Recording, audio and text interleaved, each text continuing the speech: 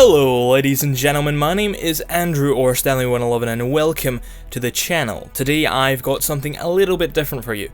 Purely because the videos that I've been trying to do, the video essays, are very complex and somewhat difficult to do. And the ones I have finished that have not been uploaded, I just don't feel have quite enough substance to them to upload, and well, I've not uploaded them. So a much easier concept to do is discussion videos. So I'm going to be doing sort of podcasty discussion videos with some people that I've met online, some people that you may know from YouTube, or some of my personal friends.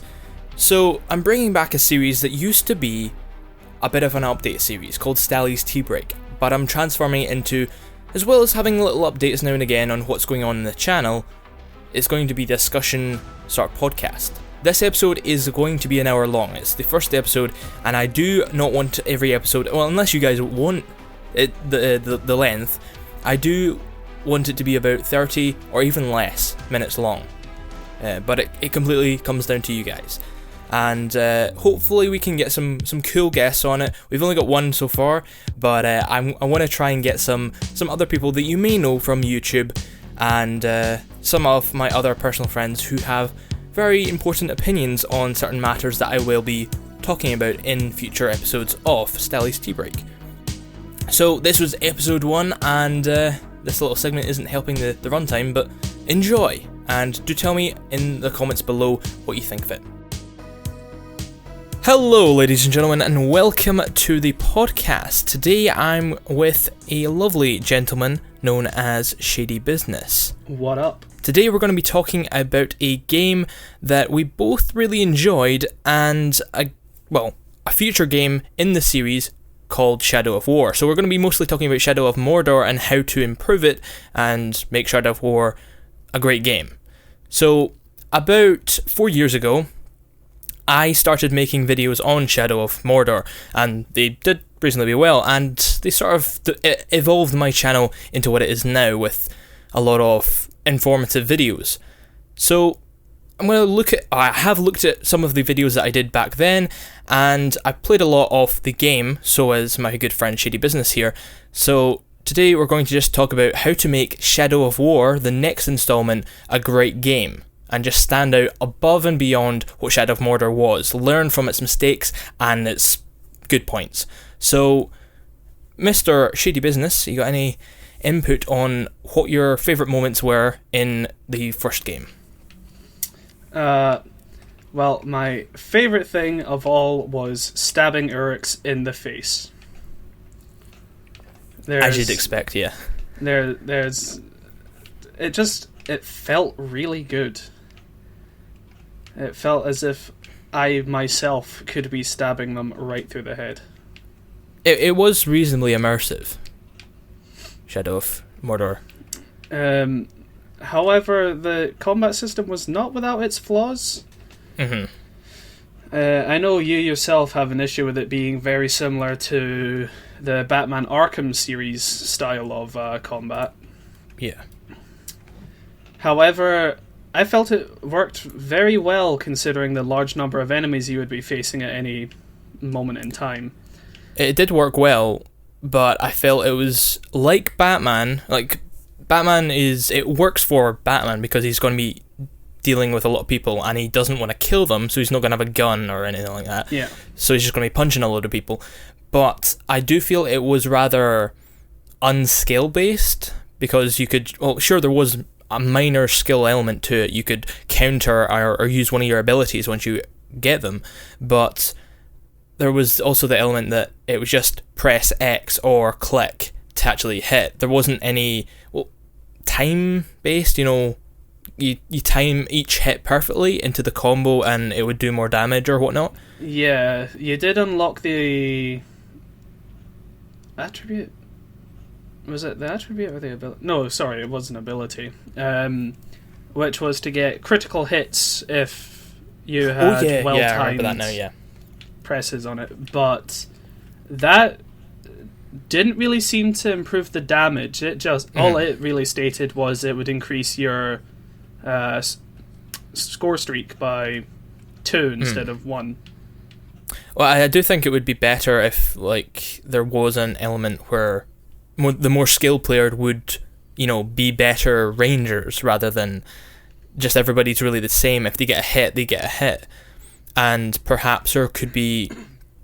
I know it's a bit complex, but there are games that are doing it, like, Kingdom Come Deliverance. Always sing their praises over there. Directional, combat. Yeah.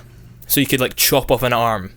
If they've got, like, armor on one shoulder and not the other, because usually orcs are pretty makeshift armor, so you could target a certain area. I know that's very complex for the developers to do, but it would make it very It would also make the whole weaknesses and vulnerabilities thing kind of odd to implement. I think it would. I guess yes and no. I would say there could be, like, they'd have their own weaknesses as well, of armor, etc. But you could maybe make it that certain enemies don't like getting hit in the feet. Like, you could shoot an arrow at the feet and they get angry that way. There is the get angry from pain, but it could be certain areas where they just don't, they're not having that. They can take some pain, but they're not having any like ankle shots. They've got a bit of an Achilles heel. Mm-hmm. I get where you're coming from, but my issue with the combat system largely comes from the counterattacks. Right. I feel like at times it's a bit clunky and unresponsive. Like, you can change directions to hit anyone around you at any given moment in time. And, you have the ability to do double counters, which, as you should do. It makes it feel like the Wraith is a bit more important. I'd agree with the clunkiness, but maybe not unresponsive. I've not felt like I've hit the Y button, or whatever the counter button would be for your console. I've hit it, and there will be times where it doesn't do it because I've maybe hit it a little bit too late, or it didn't really recognise it, but I've not felt that a lot. I felt it is clunky, that you're in the middle of a combo. I just feel that if the button is still present, like the prompt is still present, if I hit Y, I expect to counter, and if it doesn't, then I get it's that. A little annoying. But the reason I'm thinking it's clunky is the middle. I can't remember what the move is, but you hit circle or B, and you do the stun. Wraith stun. And you can do the Wraith fucking mega attack. You keep on those fast attacks. But if you're in the middle of that and then someone comes to attack you, you hit Y or triangle, and all of a sudden you're in the middle. Like, you just basically switch sides, like just like that. You're in the mid swing, and then boom, you're turned over. It looks a little bit janky. It's understandable if you're just doing regular hits on enemies kind of thing. But if you're in the middle of like a flurry attack, like, that's high momentum, all on one enemy as fast as you possibly can. You're basically getting your score streak as high as you can, while also doing as much damage to the enemy as you can. Definitely. And to suddenly go from being so focused on one enemy to snapping around and being like, nah, I don't feel like you hitting me today, chap, sorry, is a little... Yeah, I can get where you're coming from with that. When you're talking about it's the Wraith element, you're focusing on one. Maybe you could get damaged when you've just got that basic move, but you could level that up, and later on you'd have it just full as a Wraith. So when they attack you, their sword goes right through you. So you've leveled it up to that part. When you're doing this flurry attack, you won't get damaged, so you don't have to worry to stop and turn. See, I think it would make more sense if it was the Wraith that countered. Because in the double counter, the Wraith is able to block the second sword and redirect you could continue. Or which perhaps... I find odd, considering the only moments that the enemies in the game seem to be aware of the Wraith at all is when he's either draining or gaining intelligence from them. Otherwise, I'm pretty sure Gollum is the only character that can see the Wraith that is, well, And also confirmed. Talion. Also Talion and... Well, of course Talion. I think Talion is the one who's possessed, so... The Black Hand as well. At the end of the game, I'm pretty sure he was aware. But yeah, I get where you're coming from. So I guess that sort of covers combat. Like, there is some flaws. It was just copied mostly from... I actually feel like the weakness and vulnerability system should maybe be a bit more balanced as well. I did notice... Early game, like, you understand there's going to be weaker captains, but I've had captains which have every single weakness possible, and you can kill them anytime you want. If they just suddenly appeared, you could just be like, arrow in the face, okay, that's him dealt with. But on PS4... And I've told you about this already, Drew. Right. I had a nemesis. I can't remember his exact name, but it was something the Invincible. Yeah, just and like you get those he big really was. MMO bosses. He had every single invulnerability. He had Monster Slayer. He was battle hardened. He had regenerating health. He had heavy damage, Wraith stun block, vault block. It was ridiculous. I fought the guy maybe 6 times, died every single time, and just decided not to bother with him after that. But he was my nemesis, so at the end of the day, I had to deal with him. He always hunted you down. So, did he have He was annoying. No, like, could he only be damaged by mundane attacks? Mundane attacks, that was it. He didn't take any damage from ranged. Wraith stuff just didn't matter.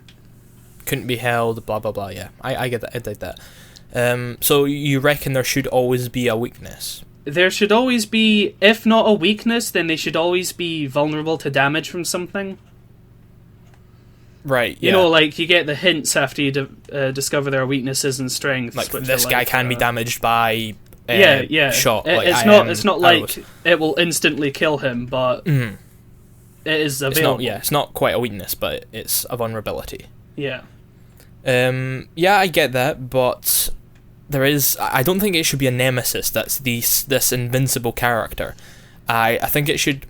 I understand it there being this challenge, but it should be like in... Well, you get your that's MMOs just it. or your Borderlands games. Your nemesis can change, but even if your you don't nemesis... kill them? I've said this already to you earlier. The nemesis is the enemy that's most likely to reappear. And the only way to kill him for certain is to get a decapitation finisher. But can they change even if you don't kill them? I didn't think you could. No, if you haven't killed your nemesis, they'll always be the properly, fully killed the nemesis, then it will always be him. Right. But I do think they should still implement this the invincible sort of mechanic, but it should be more of a challenge that you go out and seek, and you can get a reward for it, like you do in MMOs and even like the likes of Borderlands always has at the end of the DLC, or an optional boss, that's like Cromorax the Invincible. You get a shit ton of loot for that. Blah blah blah. It should be something like that. You could get a rune or something, like a legendary rune, I don't know, just something. You go out and there's just a little camp or something. He's got his own minions, he's got his own little tents and shit, and he's the invincible one for your Talion that you've got to get, or it could be ran. If it was like an optional challenge, then I think that's nemesis. Fair dues. Yeah. But if your nemesis is someone that's so difficult to kill, because he also constantly had a group of followers, it starts getting overly difficult for you could such probably kill him. Simplified combat system. You could probably kill him with mundane attacks if it was just him, because it's just really focused. The problem with that is other Uruks would always appear. They'd be like, oh, there's a fight going on over there, I guess I'll join in. So it was very, very difficult to be alone with this guy, basically. Mm-hmm. And because I couldn't grab him, I couldn't brand him, and that would have got him out of the way as well. He would have been a fine addition to your army. I would have just sent him to do everything. Yeah. Right, I'm on break, you go do everything. Pretty much, yeah. I mean, you're the boss. You can just send them to do whatever your bidding is. But yeah, Deliver me cake. Really, I'm the finest soldier in your army, and you're sending me for cake. Yes. It's a dangerous task, you know? You're heading down a very dangerous path to get this cake. It's exquisite cake. Anyway, should we move on to movement? You said you had something to talk about before movement. So, I have discovered in quite a few areas of the game, there are moments when you get stuck trying to transition between like rooftops or say a crossbar or something, and Talion just sits there like, nah, I can't do that. When it's literally like less than 10 inches beside him. He could easily step right onto it, but no, he sits there. And I've had a moment, actually yesterday when I was playing, I had a moment where I jumped off a rooftop and he wouldn't move anywhere. He was completely unresponsive and he would just stand in this spot. Eventually he started to move. He was like, oh, right, I have legs, I can use them. But he did stand for maybe 10 seconds not moving. Even though he was on flat ground and there was nothing around him. I feel like I have had a similar issue with Assassin's Creed at times. That they won't actually make the jump, even though they should be able to make that jump. Mm. And there are moments when I've been trying to jump from one rooftop to another, and instead he does that weird wraith jump down to the ground.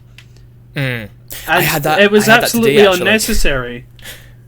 He didn't even need to do the wraith jump. He could have just done a regular jump down to the ground, but no. I had that when I gave it a quick go today, and I was jumping off of, I want to say, 20 foot, like, ridge, and I wanted to jump onto this little perch. It wasn't a perch, it was a ruined building, and I wanted to jump onto the sides where you can, like, sprint, you can stealth run around.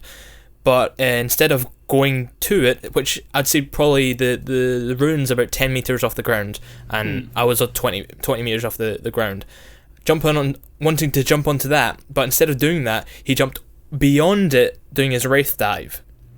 Yeah.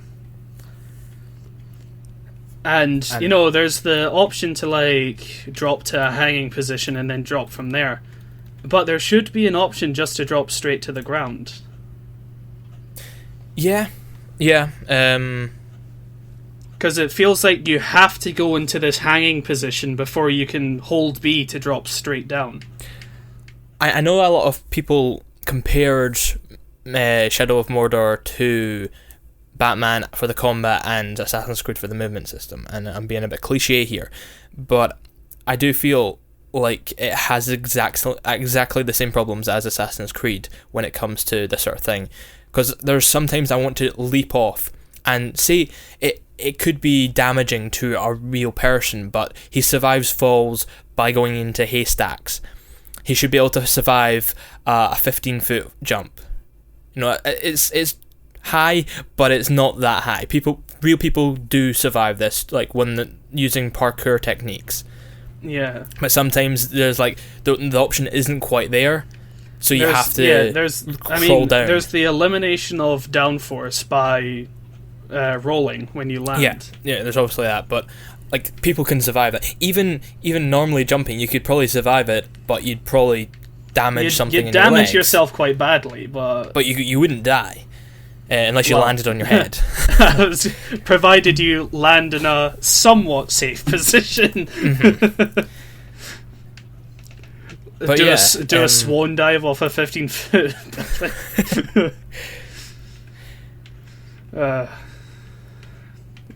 Anything else you'd like to add about movement?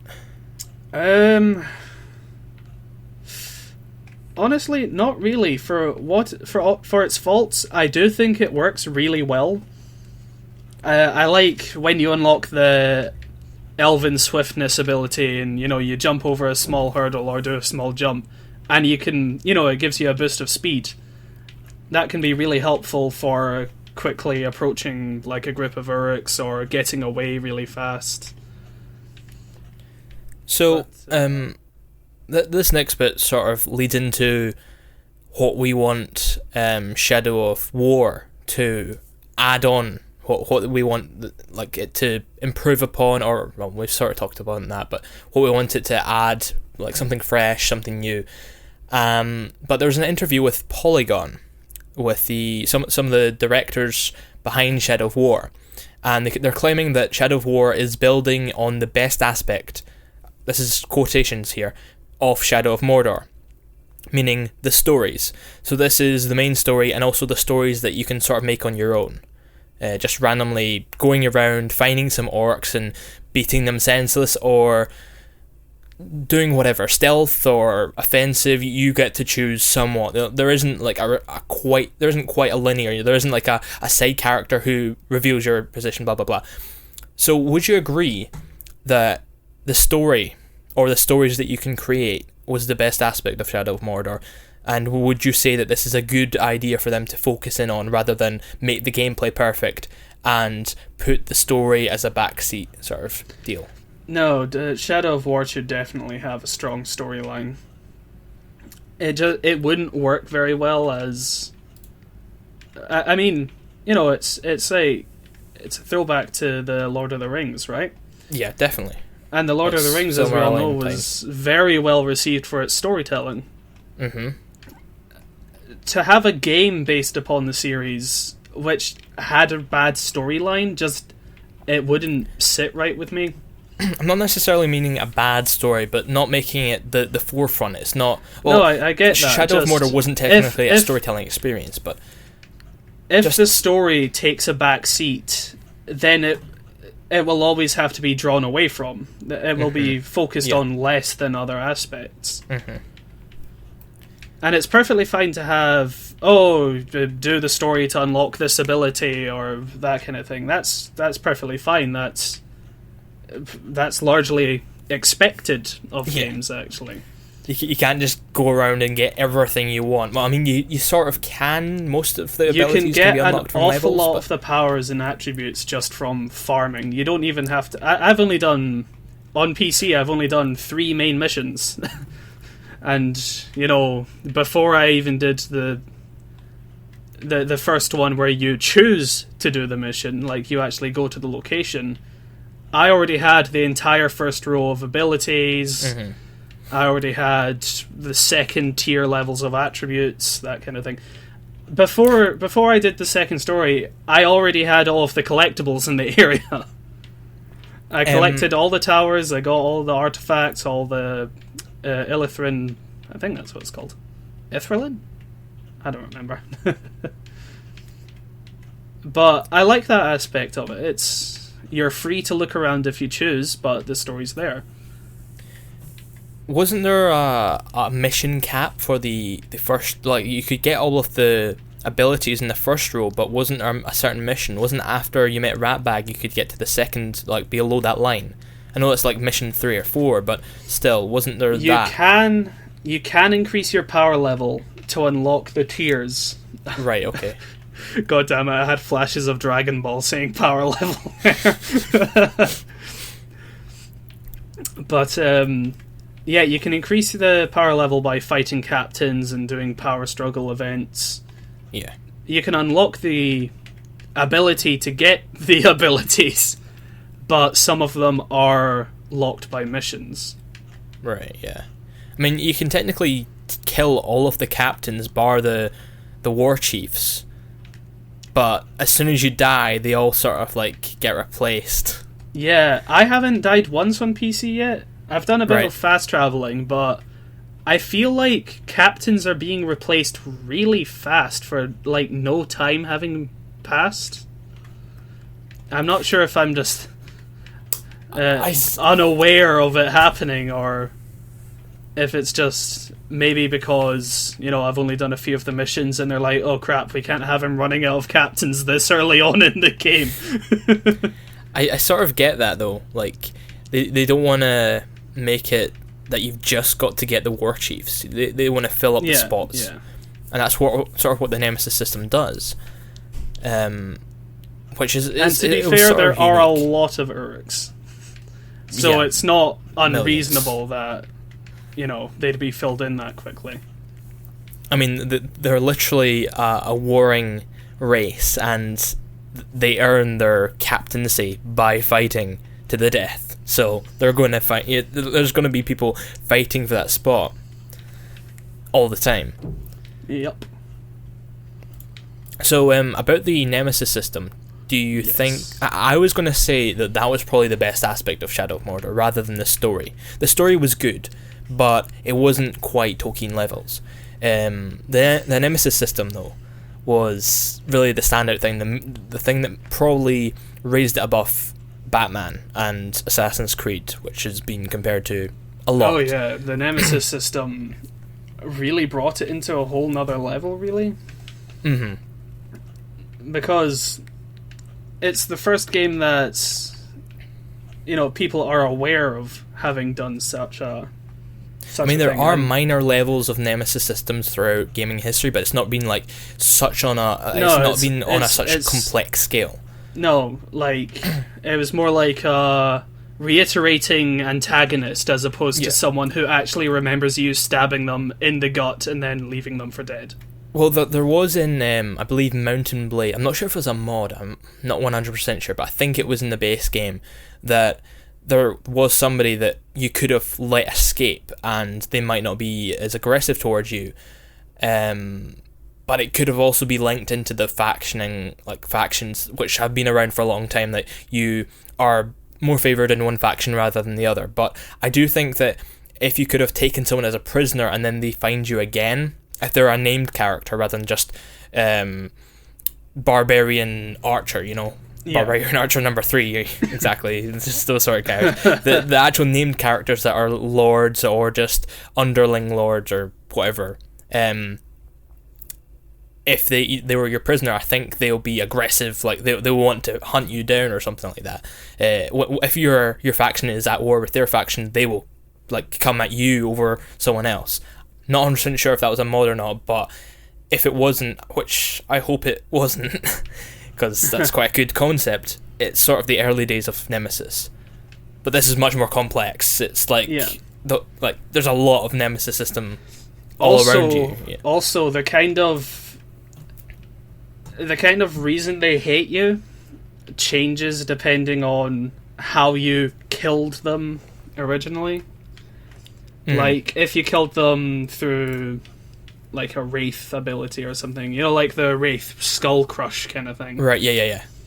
Then they would come back. They might not talk about it specifically, but you'll notice that their eyes are glowing blue because of the wraith effect. I didn't think they would come back from that because their head is destroyed. See, sometimes the skull crushing doesn't crush their head. He does the thing where it's like, there goes your head, but their head is still intact. Okay, it's a little weird. Would that be for captains that have a invulnerability to headshots for arrows? Because I know there is that. No, because that's just invulnerability to range. They don't take any damage from ranged attacks. Right. And the Shadow Strike skill counts as a ranged attack, so even if you did that, it wouldn't. Mm-hmm. Yeah, pretty sure it wouldn't work. They just brush it off. Just be like, oh, was that a fly? I don't know, that's a bit more dangerous than a fly, but sure. So, are you going to get Shadow of War on release? I've pre-ordered it. That says a lot. I've pre-ordered the gold edition. And if I had a spare £300 to drop, sure, I'd get the Mithril edition. Oh, yes. Oh, man, I want that. What is it again? I'm sure it's a Balrog fighting something. It's Balrog's hammer, I think. Maybe. Possibly. Let's see, what is it? It is a 12-inch Targareth Balrog versus a Carmen Drake bronze statue. Well, the fact that it's bronze is fucking dope. Like, it looks amazing. I saw it as soon as they announced Shadow of War, and I immediately wanted it, even though it was $299.99. I still was like, can I afford? Sure, it's only 12 inches, but it looks great, and it's bronze. It's not like it's just plastic, which a lot of shit is these days. And it's all so Middle Earth, and being a bit of a Tolkien nerd, it's pretty dope. Sorry, something really weird just happened in the group. Right. Oh. So you're gonna get it. I don't actually think I'm gonna get it on launch unless I can find it for a little bit cheaper, because games are just getting too expensive, man. Yeah, certainly it seems like the initial cost of games is a lot higher than usual, and the prices are staying high for longer. Like, I can understand Nintendo. Like, with Mario, it's not going to go down. It's maybe going to go down £5-10. But the likes of FIFA and Call of Duty don't budge until there's another iteration. And I hope that's not the same with everything. It's just a bit annoying. I usually try and hold about £35. I'm sure I could probably find a copy of Middle Earth Shadow of War there, but I'm not paying £60 for it. Like, only 60. How much was your edition? I had the gold edition. I can't remember exactly how much it was. Was it on Steam? Yes, it was. Right, I'll just check. Gold edition, $79.99. Do you know what you get with that, or did you just get it because fuck it?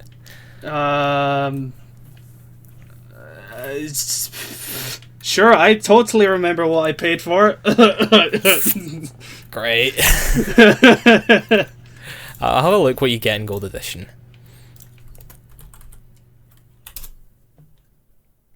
Gold edition.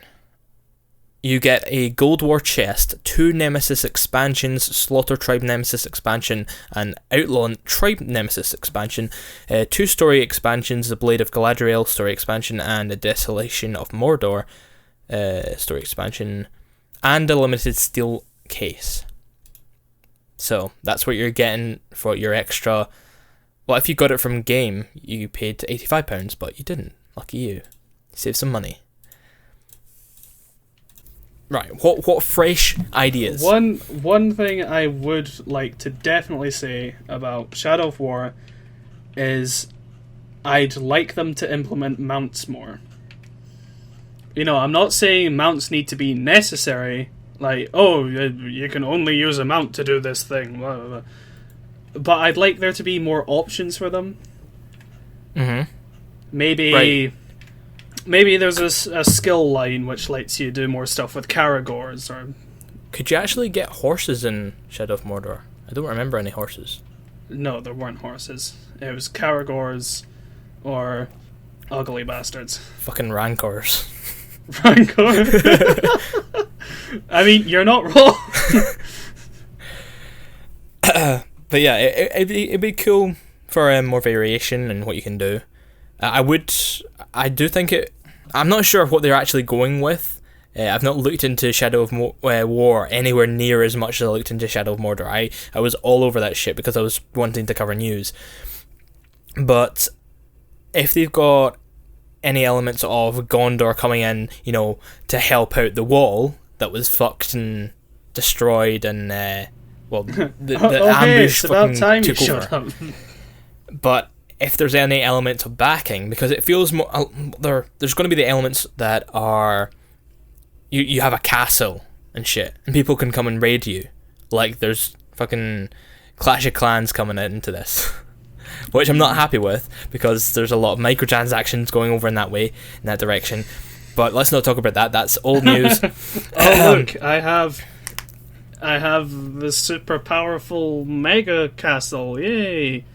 I mean, that's pretty much it, yeah. What I do like is that they're going to be implementing different clans, so different clans will have different effects on like how you control it overall, I guess. I kind of do, like, it would make more sense in the lore of things. Like, there's certain types of orc that respect one another, and they don't respect certain types of orc. So they're like, oh, fuck them. Yeah. They're only, like, more, not necessarily goblins, but they're not necessarily goblins, but a stronger, more Urukai sort of orc might just say, oh, they're fucking skin and bone. They're useless. Why they sending them out? You know, that they all stick together, and the Urukai are big, muscly, like the pinnacle of orc, basically. Yo, what's wrong with you? Warriors all the way, bro. Mm-hmm. Do you even slit throats, bro? Do you even slit, bro?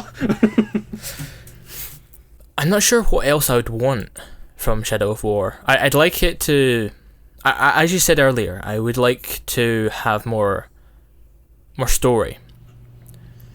More story is good. Before I'd even done like that third story mission, because of collecting all the collectibles and that kind of thing, doing some of the hunting log, doing some of the survival log, I had over a quarter of the game finished before I'd even done the third mission.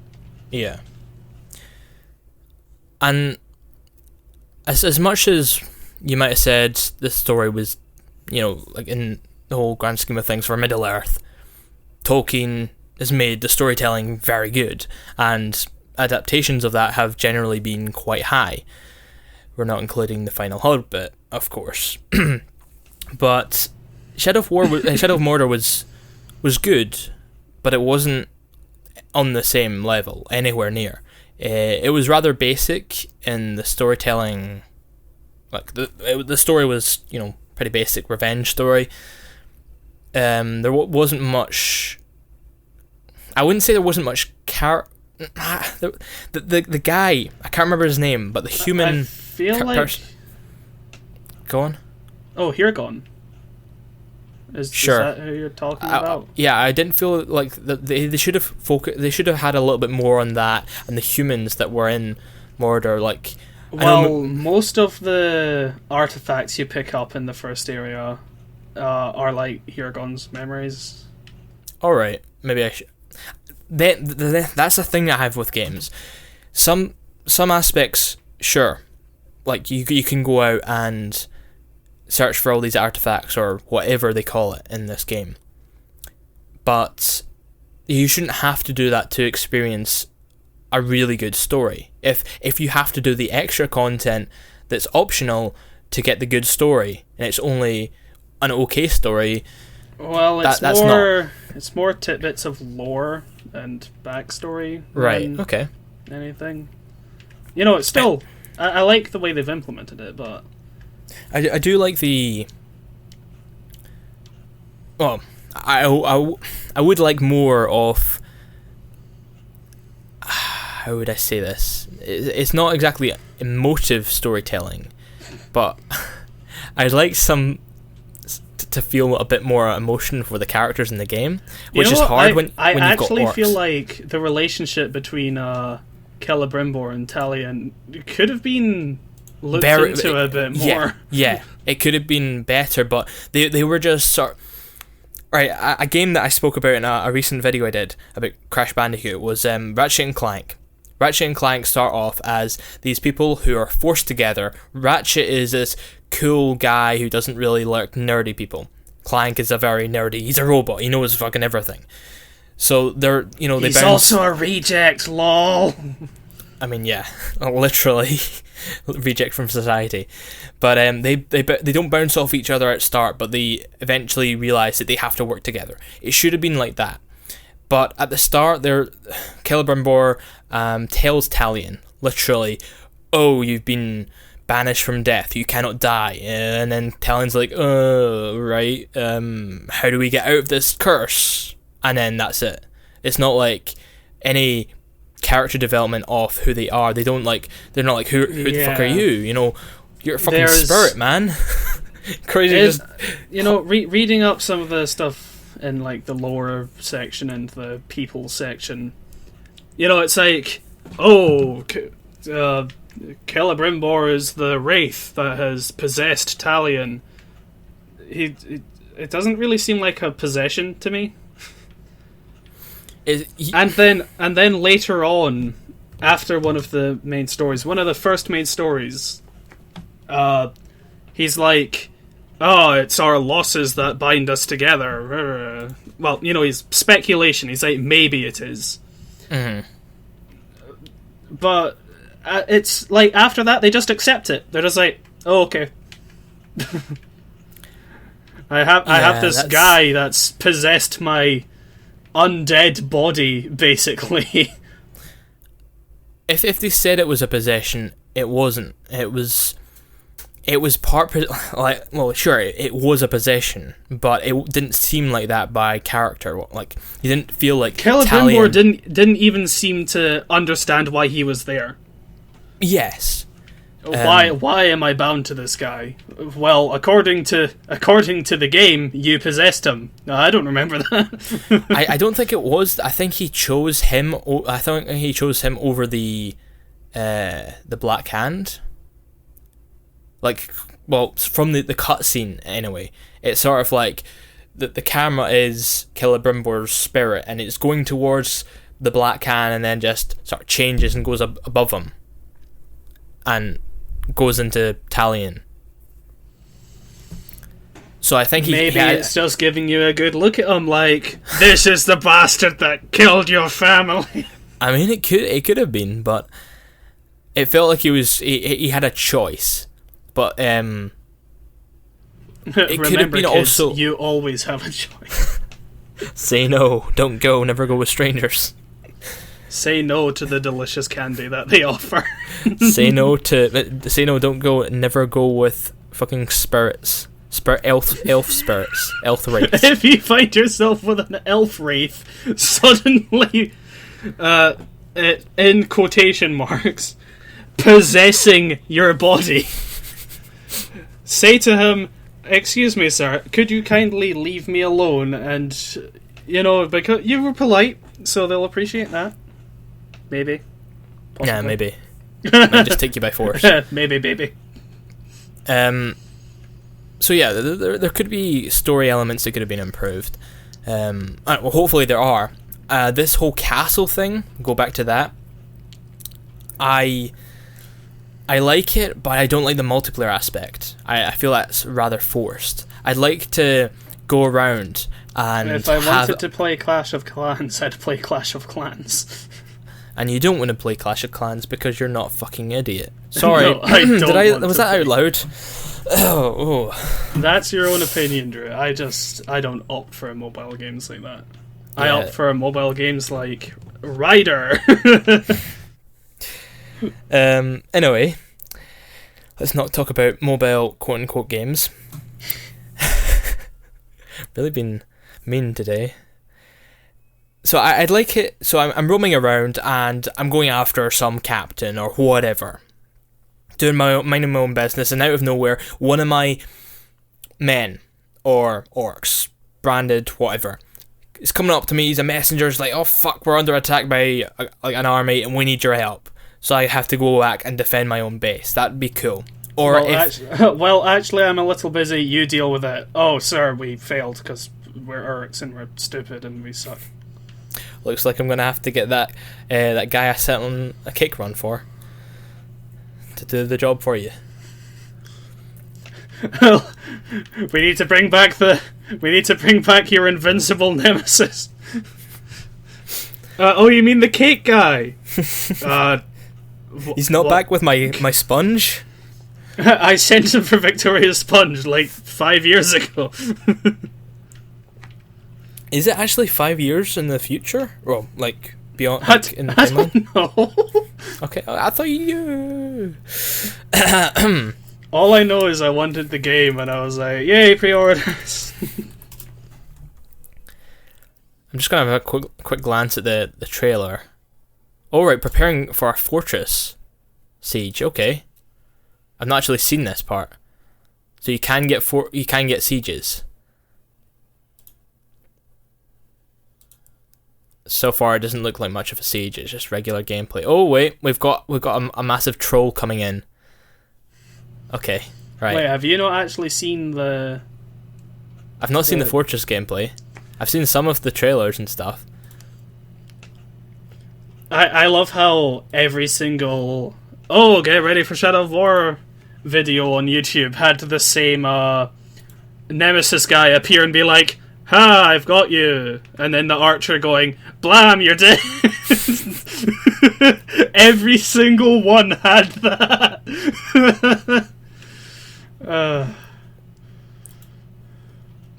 So I mean, if that's the only footage available, I think you can siege, besiege others with your own army, but I'm not sure if you defend. It seemed like it was a defense.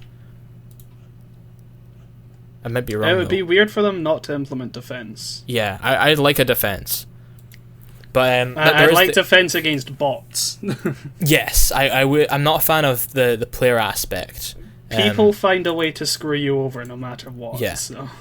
There's also the fact that there's this offline thing, which I don't like this offline thing where I can't change the odds, but it's a player against bots, but my bots.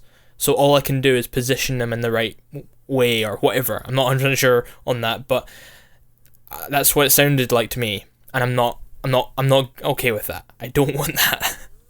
So I think it's time to transition into something a little bit different. We were hoping for this show that it's going to have a main headliner idea that we're going to discuss, which of course this week is Shadow of War / Shadow of Mordor, but there recently has come of a game that I'm not a fan of. Some news. PlayerUnknown Battlegrounds the media is saying that they should sue Epic Games, and the makers of PlayerUnknown Battlegrounds. Damn, that's an old one.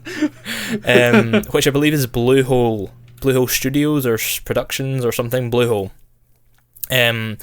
have threatened to do so because Epic Games and People Can Fly partnered up with Gearbox, I believe, made this game called Fortnite, which released in quote-unquote early access. It's not really early access as we know it, but it is early access somewhat. You know, it's not completely finished, but it is partially. Like, it's finished, but it's going to have more.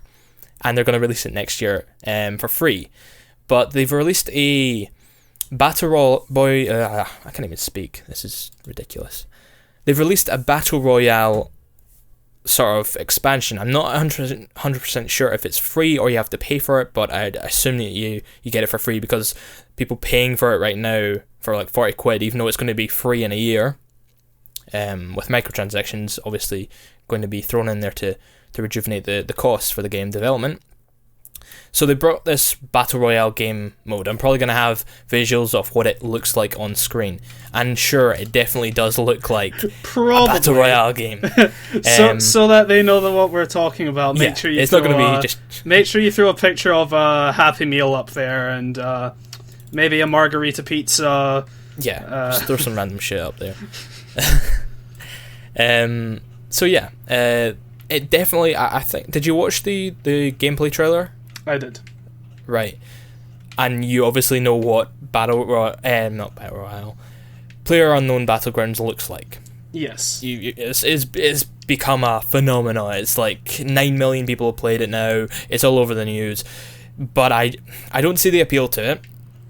I don't think you do either. You said that you weren't a fan. No. I feel it's just a clone of H1Z1 King of the Kill. Which was...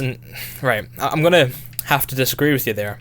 It was and it wasn't, because the maker of it created the Arma 3 Battle Royale mod, to my knowledge. I might be wrong, but I do believe I heard that. And sure, that H1Z1 perhaps copied that, because I'm sure Battle Royale came out way before hate which ones you want. It's difficult to get battle royales to not be samey. Yeah, but what I thought initially, as soon as I heard that they were going to sue, obviously the media were throwing it out of proportion, saying they're going to sue already, even though they might not. They've just threatened at the moment, at the point of recording. So it definitely looks like a very similar thing, but guess what? The concept of Battle Royale was in movies and novels way before video games were mainstream. So, what's your thoughts on that? I will change it slightly, the topic here, but what's your thoughts on, it's been a concept and they're just sort of taking their own version of the concept and saying that they're stealing it. Well, they're not. The media's putting those words in their mouth. See, I think they're maybe going a bit far. I can understand that, PlayerUnknown's Battlegrounds. I mean, yeah, they work together with Epic Games to get to the It's just because they license Unreal from them, which is a little bit sketchy. Could be stealing. Like there is I think in Unity, or a version of Unity, I'm not 100% sure though, that in the terms and conditions they take a cut from any game that's made in here, or that they actually own the IP or whatever. But Bethesda have a problem with that in their creation engine, that they slipped that in before they had this whole paid mods thing, is that they technically own any content created in I think it's just called the creation engine, their thing, their developed kit.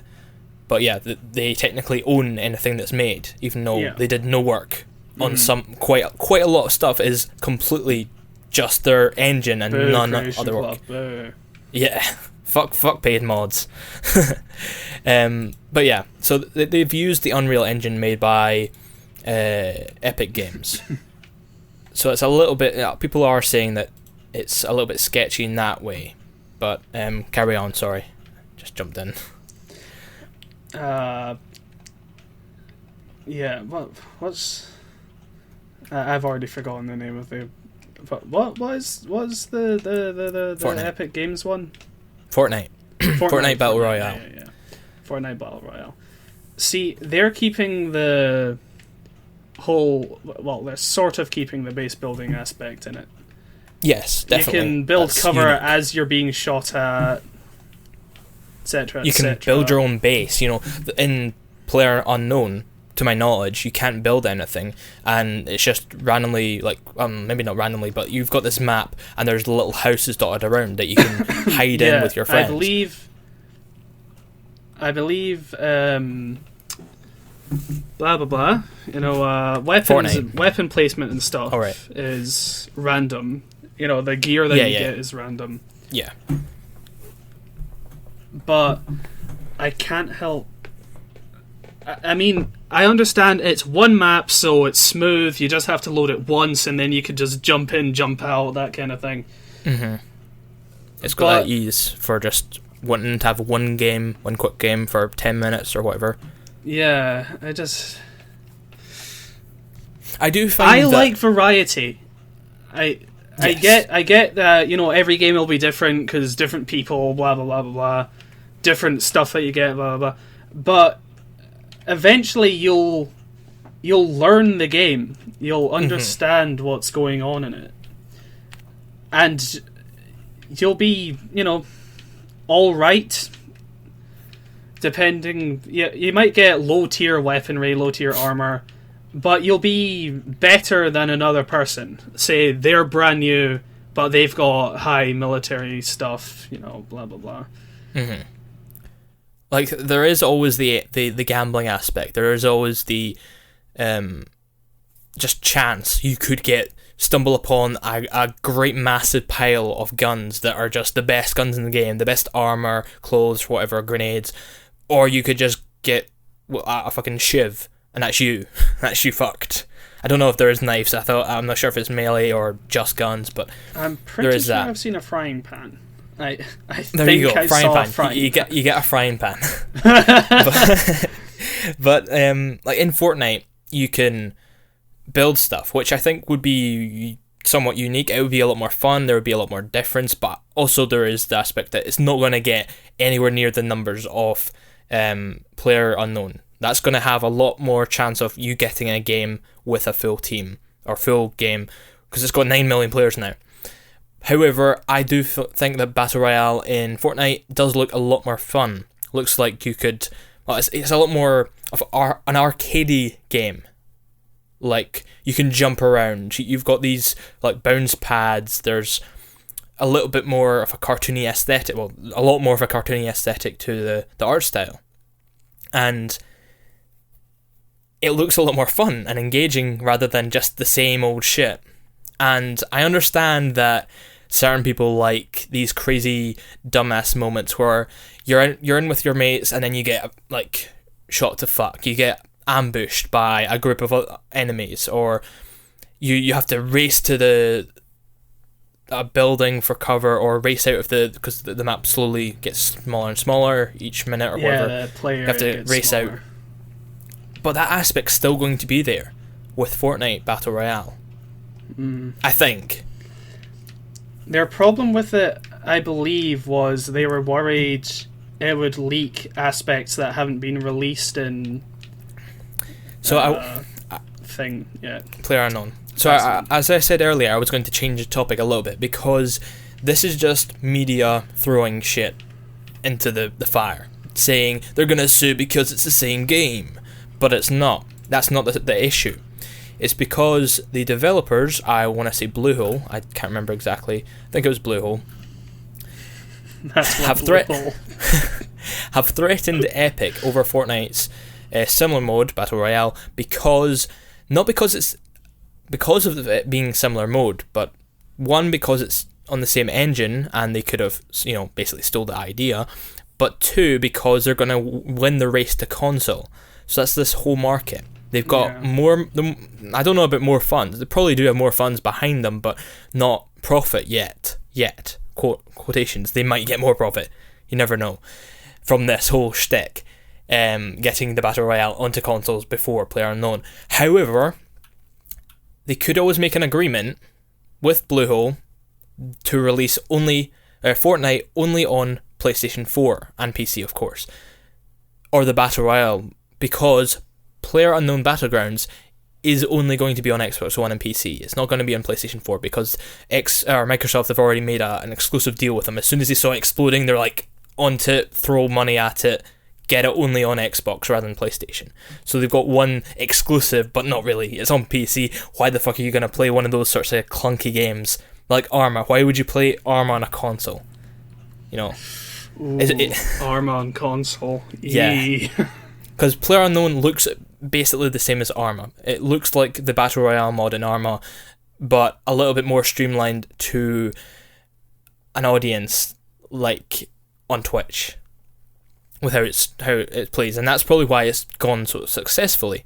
How it's garnered so many purchases on Steam. It's got, I think, I've said it, 8 or 9 million, but that was like last week. I'm going to have to check how many they've got now. But it's growing like mad. Player count, Steam charts. They've got 1.5 million people concurrently playing it. Concurrently.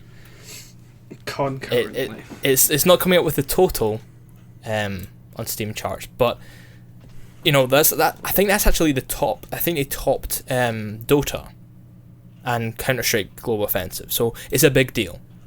But back on topic, about the lawsuit, or potential lawsuit. I don't think there will be any lawsuit in this. I think they'll probably just have. Not? I think they'll have. Well, for starters, I tweeted this out, but they're not even talking about the Grand Theft Auto thing. They've already brought it to consoles. Like, come on.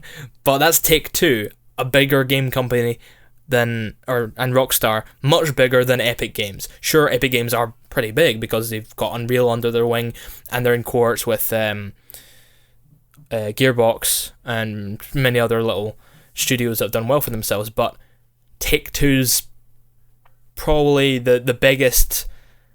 That's not like your big three, like EA, Ubisoft, and what's the third one? Yes. Fuck yeah. Anyway, those sorts of companies. Take-Two's fucking massive. It's got so many. I think it actually has Gearbox under its wing, because Take-Two produced Borderlands. So yeah, maybe that's why they're not doing it. Logic is coming in. Maybe that's why they're not shouting down at Rockstar for making a Battle Royale GTA 5. Okay, maybe maybe that's the reason. Bugger. Well, didn't think of that until now.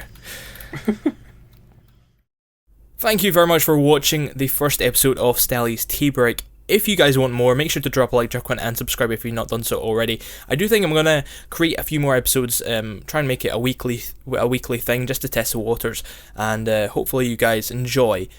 But I'd like to make more, and if you want more, make sure to drop a like, drop a comment, and blah blah blah. And if you want to do more, we do have a Patreon, and if we do get a budget, I know this is really pushing things, but if we do eventually get a budget, I'll try and make a wee set, and it'll be a little bit more produced, but this is early doors, and we're just testing the waters with this show. So thank you very much for watching. My name is Andrew or Stalli111, and I'll see you on another video.